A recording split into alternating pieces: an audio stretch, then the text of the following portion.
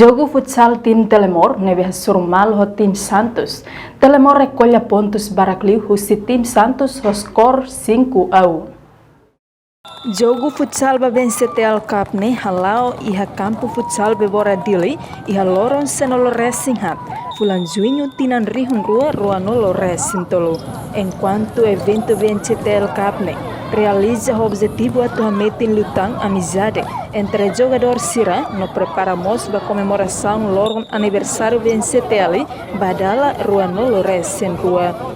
Iha jogo futsal ne tim Telemor maksai vencedor ho skor 5, wanhira hasoro tim Santos ho skor ida. Ia jogo entre tim Ruane, hela 10 minuto walu para termina jogo. Jogador ho camisola número 6 marca tangolo ida. Honune sirene tim maksai vencedor.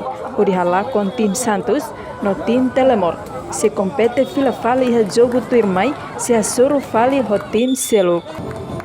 Ihamos equipa feto Husi Timor Telecom contra equipa BTLEP no jogo entre equipa Ruane. Equipa BTLEP maksai vencedor o skor nem enquanto equipa Timor Telecom o skor rua. Reportagem no Vai Magno, Robinson Mandan, Televisão Timor Post.